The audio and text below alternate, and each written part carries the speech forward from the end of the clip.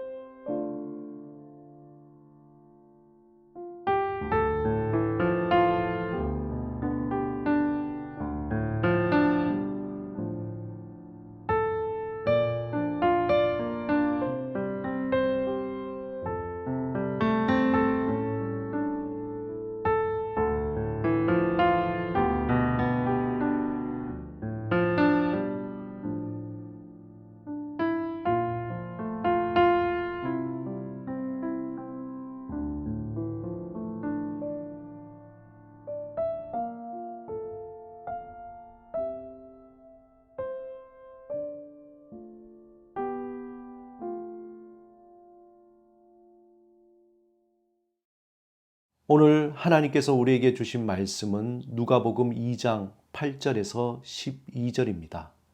이 말씀을 통해 하나님이 우리에게 주시는 음성을 듣겠습니다. 그 지역의 목자들이 밤에 밖에서 자기 양떼를 지키더니 주의 사자가 곁에 서고 주의 영광이 그들을 두루 비추매 크게 무서워하는지라. 천사가 이르되 무서워하지 말라. 보라, 내가 온 백성에게 미칠 큰 기쁨의 좋은 소식을 너희에게 전하노라. 오늘 다윗의 동네에 너희를 위하여 구주가 나셨으니 곧 그리스도 주시니라. 너희가 가서 강보에 쌓여 구유에 뉘어 있는 아기를 보리니 이것이 너희에게 표적이니라 하더니. 오늘 본문을 보면은 마치 동화 같은 그런 장면, 디즈니 애니메이션에 나오는 그런 어떤 장면을 연상케 합니다. 이 이야기가 나오는 인물의 중심에는 목자들이 있습니다. 그리고 천사가 있고 하늘의 군대들이 있습니다. 그 이야기의 끝에 펼쳐지는 밤하늘의 장면은 매우 환상적인 모습이 우리 머릿속에 그려집니다. 그런데 오늘 본문에는 우리가 생각하는 장면 이상의 아주 깊은 내용이 담겨져 있습니다. 본문 8절에서 10절에 보면 천사는 목자들에게 아주 놀라운 소식을 전하게 됩니다. 그 소식은 단순한 소식이 아닌 온 백성에게 미칠 큰 기쁨의 좋은 소식이라고 본문에 표현하고 있습니다. 그런데 한번 우리가 생각해 볼 것이 있습니다. 이런 큰 기쁨의 좋은 소식을 한 나라의 왕이나 제사장이나 또 그 소식을 듣고 이해할 수 있는 사람들에게 전해진 것이 아니라 당시에 가장 천한 신분으로 여겨진 목자에게 전해졌다는 것입니다. 이 큰 기쁨의 소식이 구체적으로 어떤 것인지 11절, 12절에 말씀합니다. 오늘 다윗의 동네에 너희를 위하여 구주가 나셨으니 곧 그리스도 주시니라. 너희가 가서 강보에 쌓여 구유에 뉘어 있는 아기를 보리니 이것이 너희의 표적이니라. 천사가 그들에게 전해준 소식은 말 그대로 큰 기쁨의 좋은 소식이었습니다. 왜냐하면 그 소식은 그들을 위해 구주 곧 그리스도가 그 주님께서 베들레헴에 태어났다는 것입니다. 이제 그들은 그들의 삶의 고통에서 구원해 주실 메시아가 그 동네에 나셨다는 것입니다. 목자들의 서름과 억울함과 분노와 아픔을 치유하고 씻어주며 구원해 주실 메시아가 저 머나먼 곳, 그들이 알 수 없는 다른 곳이 아니라 바로 그들이 살고 있는 베들레헴에 태어난 것입니다. 더욱더 그들을 놀랍게 한 것은 그 소식이 단지 말에 그치는 것이 아니라 한 사건으로, 한 사람으로 태어났다는 것입니다. 그 소식은 한밤중에 꾼 꿈이나 환상이 아닌 실제의 이 땅에 아기가 태어난 것, 바로 목자들을 구원해 주실, 또 장차 이 세상을 구원하실 표적 메시아라고 천사들은 말씀해 줍니다. 이후에 목자들은 자신들이 들은 소식이 정말인지 확인하고 싶어서 베들레헴에 가서 구유에 누인 아기 예수, 메시아를 보게 됩니다. 그들은 그곳에서 자신들의 두 눈으로 메시아를 확인했습니다.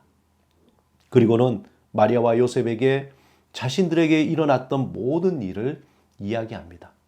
목자들은 자신들에게 일어난 믿을 수 없는 신비로운 사건에 놀라며 하나님을 향해 영광을 돌리고 찬송하며 들판으로 돌아갔습니다. 사랑하는 여러분, 하나님은 이 큰 기쁨의 좋은 소식이 말씀을 통해서 오늘 이곳과 또한 저와 여러분에게 전해주고 있습니다. 이 소식은 단순한 문자나 이야기, 관념이 아니라 이 소식은 온 백성에게 미칠 큰 기쁨의 좋은 소식이라고 말씀했습니다. 즉, 이 소식은 목자들에게만 전한 소식이 아니라 이 세상의 모든 사람에게 전해질 소식이라는 것이죠. 이 소식은 굿뉴스, 우리를 살리게 하는 복음, 살리는 소리입니다. 가브리엘 천사가 마리아에게 나타나서 보라, 내가 잉태하여 아들을 낳으리니 그 이름을 예수라 하리라. 그렇게 말씀하신 것처럼 이 좋은 소식은 우리를 죄에서 구원해 주실 예수 그리스도가 이제 우리와 함께 하신다는 것입니다. 우리에게 전해진 이 큰 기쁨의 좋은 소식, 그 소식을 여러분은 믿으십니까? 이 소식을 믿음으로 온전히 우리가 받아들일 때에 우리의 삶은 다시 한번 살아나게 됩니다. 새롭게 살아나게 됩니다. 왜냐하면 우리 안에 살아계신 분은 우리를 구원해 주실 구원자요 메시아이시기 때문입니다. 여러분, 신앙이라는 것은 삶의 토대가 됩니다. 누구나 자신이 믿는 믿음의 토대 위에서 삶의 동기를 가지고 또 살아갈 이유와 또 목적을 가지고 살아갑니다. 심지어 인생을 마음대로 살아가는 사람들조차도 자기 나름대로 믿음의 토대를 가지고 있습니다. 그 믿음의 토대는 마치 토양과 같아서 어떤 믿음의 토양을 가진가에 따라서 삶의 가치와 열매가 다르게 나타나게 됩니다. 우리는 예수 그리스도를 통해서 하나님을 믿습니다.